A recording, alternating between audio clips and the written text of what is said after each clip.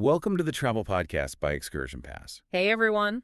Today we have a really fascinating deep dive lined up for you. And, well, I want you to picture the scenario first. Okay, set the scene. You are on a highly anticipated, probably quite expensive vacation to Sydney, Australia. Sounds amazing so far. Right. You're tucked into this ridiculously comfortable hotel bed. You've got the heavy blackout curtains drawn. And you are finally catching up on some much-needed sleep. Oh, I can feel it. But then suddenly, your alarm just shatters the silence. Yes. Look at the clock. It's not 8 a.m. It's not even 6 a.m. It is 4:30 in the morning. Brutal. It's pitch black outside. The room is freezing when you throw the covers off. And your very first conscious thought is, whose terrible idea was this? Yeah, and how much money am I going to lose if I just hit snooze and go back to sleep? Exactly. It is a moment of pure, unfiltered regret. Oh, totally. Every ambitious traveler has been there. The mental gymnastics a person can perform at 4:30 in the morning to justify, abandoning a non-refundable booking are truly Olympic level. I've done it. Same. Your brain just starts generating all these excuses like, oh, I'm too tired, or it's too cold, or maybe I feel a mild tickle in my throat. I should rest. I definitely have a tickle in my throat. I can't possibly go kayaking. Exactly. Well, our mission for this deep dive is to test whether that specific 4:30 a.m. alarm is actually worth answering. We are pulling apart the details, the logistics, and all the traveler data surrounding the Sunrise Kayak Tour on Sydney Harbour. Yes, specifically, we're looking at the single kayak package offered through ExcursionPass. Right, which runs you about 169 Australian dollars. We want to figure out if waking up in the dark to paddle out onto the open, chilly harbor is, a transcendent travel experience, or just an overpriced way to exhaust yourself before you even have breakfast. Which is a valid concern, and we've got a whole stack of sources here, itineraries, maps, pricing data, and a really telling collection of traveler reviews. Because evaluating an experience like this isn't just about looking at pretty pictures of the Opera House on Instagram. No, not at all. It's about understanding the logistics, the actual physical demands, and honestly, the psychological impact of being in that environment. Right. So before we get anywhere near the famous Sydney Opera House or the Harbour Bridge, we have to look at the reality of the starting line. The logistics of just getting in the boat. Exactly. I'm looking at this itinerary, and my immediate internal pushback is just the fear factor. Okay, tell me more.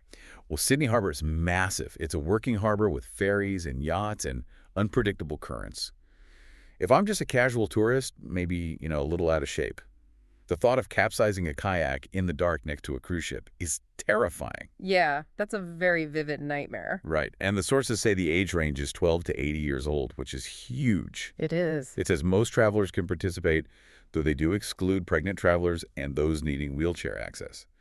But, broad age ranges don't automatically guarantee I won't end up swimming for my life. Right. The physical intimidation factor is usually the biggest barrier to entry for any water-based tour. But when you actually look at how this specific operation is engineered, you start to see deliberate choices designed to completely dismantle that anxiety. Okay, like what? Well, it starts with the launch location. You aren't being tossed into the water at Circular Quay or some chaotic commercial dock. Oh, thank goodness. Yeah, the meeting point is 1 Ithaca Road in Elizabeth Bay. They utilize the water access at Bear Park. I think sometimes they use the nearby Rushcutters Bay Marina too, right? Yes, exactly.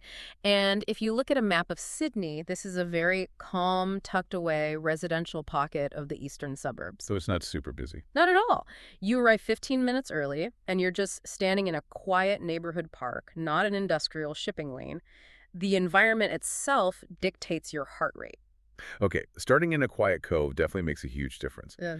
But a quiet park doesn't change the fact that you still have to physically get into a small plastic boat and paddle into deep water. How does the tour operator actually mitigate the skill gap? Like between an 80-year-old novice and the open ocean? So the primary mechanism for safety here isn't just the equipment, it's the group size. The documentation is very clear. This tour is capped at a maximum of 5 travelers. Wait, only 5? Maximum of 5. That constraint is probably the most critical data point in this entire deep dive. Oh, 100%. Because I'm used to seeing these massive flotillas of kayaks, right? Where one poor guide with a megaphone is trying to corral 20 tourists who are all just paddling in different directions. Bumping into each other. Yeah, in a group of 20, the guide is basically just performing crowd control. Right, and crisis management. Exactly. But in a group of 5, you're practically receiving a private tutorial. Before a single kayak even touches the water, the guide does a comprehensive safety briefing and paddle technique clinic right on the beach. Okay, that helps. And because there are only 5 of you, the guide can evaluate your specific posture, adjust your grip on the paddle, and ensure your high-visibility life jacket actually fits you properly. They can read your body language, too. Like, they can tell if you're actually confident or if you're just nodding along nervously. Yes, that level of observation is so crucial. I was actually looking through the TripAdvisor feedback in our sources, and there's one review that completely halted my skepticism on this. Oh, which one? A traveler named Paranchi K wrote, and I quote, "For my first time kayaking and considering I can't swim, I felt very taken care of." Wow. Right? Think about the level of trust required for someone who cannot swim to willingly get into a small boat in the dark on the edge of the Pacific Ocean. That speaks directly to the psychological safety net created by that 5-person limit. I mean, when someone who can't swim writes a glowing review about an open water experience, it tells you their protocols are working perfectly. Yeah, the beach briefing, the gear, the constant proximity to the guide. You aren't just trusting a life jacket at that point. You are trusting the absolute focus of the expert leading you. Okay, so let's follow that progression. We survive the beach briefing, our bright life jackets are secure, and we are pushing off from Bear Park into the twilight. Here we go. And here's a detail from the itinerary that I actually love. We are in single kayaks. Yes. We are not paired up in double kayaks. The single kayak choice is a massive operational decision. I mean, doubles are generally cheaper to maintain. And easier to keep together as a group, I guess. Right, because you have 2 engines in one boat, so to speak. But single kayaks offer something far more valuable for the traveler. Autonomy. Exactly. Because anyone who has ever been forced into a tandem kayak with a romantic partner or family member on vacation knows it is a fast track to a screaming match. Oh, it's the ultimate relationship test. It really is. One person is steering wrong, the other person is paddling out of rhythm, someone gets splashed in the face. It's just stressful. So giving everyone their own boat completely removes that interpersonal friction. You steer your own ship. You control your own pace within the group's perimeter. And that autonomy is essential for the next phase of the tour, which is really the sensory transition. Okay, take me there. So as you paddle away from Elizabeth Bay, you're moving past Garden Island and Fort Denison. You're skirting the edge of the Royal Botanic Garden. Beautiful. And you are doing all of this just as the sun begins to rise. This is where we have to talk about the visual payoff, because the route actually positions you on the exact same side of the harbor as the Sydney Opera House. Yes, the sources highlight that you get closer to the architecture than most boat tours even attempt. And you get to view the Harbour Bridge without the crush of the pedestrian crowds. To really understand why this is a premium experience, I think we have to contrast it with the standard tourist reality. Okay, what do you mean? Well, the vast majority of visitors experience the Sydney Opera House from Circular Quay at midday. Right, peak chaos. Exactly. They step off a train or a ferry into this intense, high-stress sensory environment. It's hot. There are literally thousands of people jostling for photographs. Street performers are blasting music. Yes. And massive ferries are just churning the water and blowing their horns. Your brain is processing a huge amount of chaotic stimuli while you're supposedly trying to appreciate a piece of fine architecture. You're constantly on the defensive, like you're guarding your wallet, dodging selfie sticks, trying not to bump into people. But when you approach that same iconic structure at 6 a.m. from a single kayak, you have flipped the sensory input completely. Oh, I see. You are at water level. You're sitting just inches above the surface. And the acoustic environment of a calm harbor at dawn is incredibly quiet. Because there's no mechanical traffic. Right. Water actually absorbs and carries sound differently when it's not being disrupted. You're hearing almost nothing but the rhythmic displacement of water from your own paddle. That sounds incredible. It is. And the 2-hour duration of this tour is deliberately paced to align with the changing spectrum of light. So you start in that deep, cool twilight blue. Yes. Then the sky transitions through the purples, the pinks, the oranges. And then the climax of the tour, right?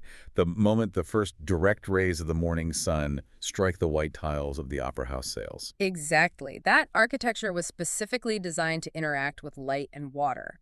So seeing it illuminate from a silent, floating vantage point, it completely transforms the building. From a crowded tourist trap into a pristine, almost private art installation. Yes. It honestly sounds like having a VIP backstage pass to a massive stadium. That's a great way to put it. Like you get to stand on the empty field and watch the sun come up before they open the gates to the thousands of screaming fans. You really get Sydney completely to yourself. I get it. I understand the appeal of the quiet, I really do.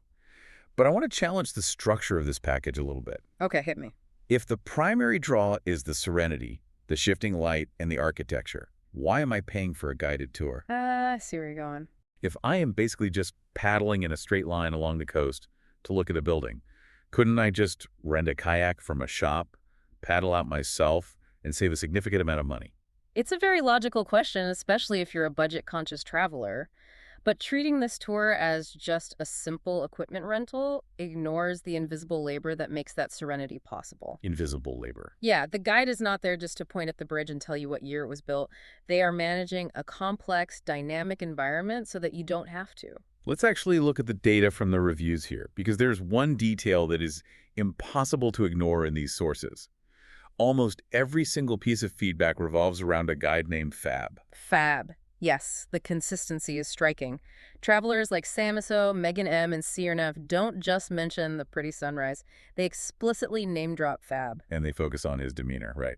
Exactly. They describe him as patient, humble, welcoming, and just a great source of local knowledge and historical facts. Okay, having a guide who acts like a knowledgeable local friend is great, but does that justify the premium price tag over a solo rental?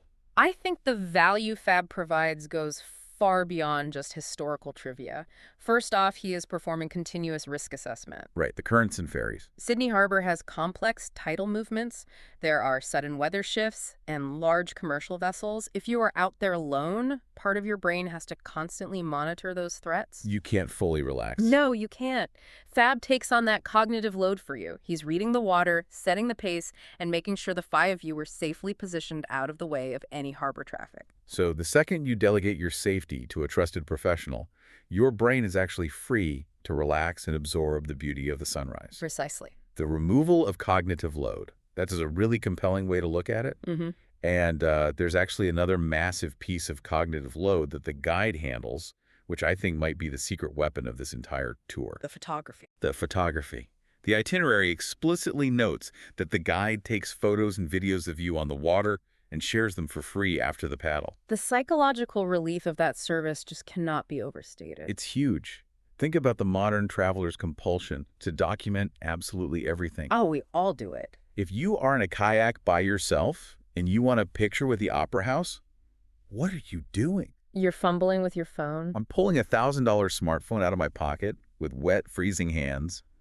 I'm trying to balance a narrow plastic boat that is rocking in the wake. Sweating bullets. I am stretching my arm out over dark, murky water, absolutely terrified that one slip of the fingers means my phone, my credit card's in the case, and all my vacation photos are at the bottom of the ocean. Yeah, my heart rate is spiking just listening to you describe it. It's awful. It completely shatters the peaceful environment we just spent so long talking about. You are entirely focused on not dropping your phone, which means you are entirely disconnected from the actual experience of the sunrise. Right. But by having Fab operate as the dedicated group photographer, Yeah. the tour operator is basically giving you permission to put your technology away. You can seal your phone in a dry bag and leave it there. You are forced to be present. You can just sit there with your paddle across your lap, breathe the salt air, and actually watch the light change. Knowing that a few hours later, a link will arrive with high-quality, perfectly framed photos of you looking like an intrepid explorer. Paying someone else to handle the stress of documentation so you can actually live the moment. I have to admit, that alone strongly justifies the presence of the guide. I agree completely. But I do want to pivot back to the harsh reality of vacation budgets. Let's do a hard analysis of the cost here. Okay, let's talk numbers. The listed price is 169 Australian dollars, which translates to roughly 115 to 120 US dollars, depending on the exchange rate, of course. Right. We've established that the views are spectacular and the guide really reduces your stress. But for a 2-hour paddle, that is still a premium price point. It is an investment. And the itinerary notes this post-tour benefit, which is a voucher for a light breakfast. Specifically, a coffee and a croissant. Yes. Is a pastry really the tipping point for a $169 investment? Look, the croissant is a nice touch for a cold morning, sure, but it is certainly not the core value driver here. To determine if $169 is a fair price, we have to look at the economic structure of the tour itself. Okay, lay it up. The operator is deliberately sacrificing volume for quality. Like we discussed, they use single kayaks, which are more expensive to transport and store per passenger than doubles. Right. But more importantly, they strictly cap the group at 5 people. Which means their maximum revenue for that guide's time is firmly capped. Exactly. If ExcursionPass allowed 15 people on this tour, they could charge $80 a head, make way more money, and deliver a vastly inferior chaotic experience. That makes total sense. So when you pay $169, you are not just paying for a boat and a guide. You are paying a premium to ensure that 10 other noisy tourists are not on the water with you. You are buying exclusivity and space. Yes, you're buying the absence of a crowd. That is a fascinating economic perspective, because when you factor in the bespoke safety attention, the private photography that you aren't paying extra to download later, and the gear maintenance, the margins for the operator probably aren't as wide as they seem at first glance. Furthermore, we must evaluate the risk mitigation built into the booking terms. Oh, the cancellation policy. Right. Travel is inherently unpredictable. You might get sick, or a massive storm might roll into Sydney. The operator actually offers a 24-hour free cancellation window for a full refund. That's super flexible. And additionally, they have weather guarantees. If the conditions are dangerous or just miserable, they don't force the tour to proceed just to pocket your cash. You're offered a different date or a full refund. That shifts the financial risk entirely away from the traveler. It shows huge confidence in their product. I mean, if they were running a scam, they would lock your money down months in advance. Absolutely. Yeah. But, the ultimate metric for whether something is overpriced is customer satisfaction after the money has been spent. Always. We have the TripAdvisor data from our sources, and the numbers are almost suspicious. They're crazy. Across 14 reviews, this tour maintains a perfect 5.0 rating. And let's look closer at that. 100% of the reviewers gave it 4 or more bubbles. Not a single 3, 2, or 1 bubble review. Nothing. In the ecosystem of online travel reviews, finding a flawless record is a statistical anomaly. I mean, travel makes people tired, cranky, and highly critical. Very true. The fact that an experience requires a 4:30 a.m. wake-up call, physical exertion in the cold, and a relatively high price tag, yet it still produces a 100% satisfaction rate. That's remarkable. It indicates a profound alignment between what is promised in the marketing and what is actually delivered on the water. Exactly. People who wake up before dawn and spend $169 will aggressively complain if the experience is mediocre. Oh, they will write an essay about it.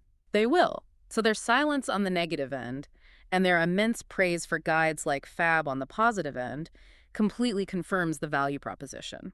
The data really doesn't lie in this case.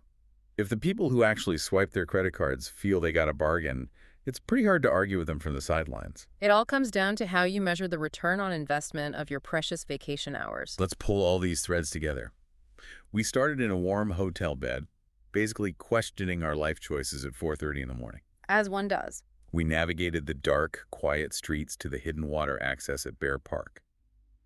We analyzed how a strict 5-person limit transforms a pretty daunting physical challenge into a personalized, highly secure tutorial, allowing even non-swimmers to feel totally confident. We took our own single kayaks out onto the water, bypassing those awful tandem boat arguments. Thankfully. And we explored the psychological impact of transitioning from the sensory overload of a tourist pier to the absolute floating silence of the harbor. We examined the invisible labor of the guide, managing the tides and the traffic, and acting as a dedicated photographer so we could, abandon our screens and actually inhabit the sunrise. And finally, we broke down the economics, concluding that the $169 price tag is essentially a premium paid for exclusivity, safety, and peace of mind. Backed up by a flawless track record of traveler reviews, plus a hot coffee and a croissant when your hands are freezing. Can't forget the croissant.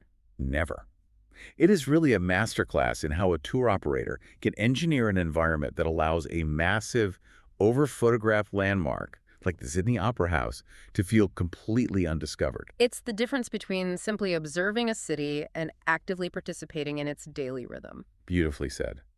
As we close out this deep dive into the Sunrise Kayak Tour, we want to leave you with a broader concept to chew on as you evaluate the itineraries for your own travels. Something to ponder. Exactly. We have spent a lot of time today dissecting the physical logistics, the boats, the locations, the prices. But consider the profound emotional shift that occurs during a tour like this.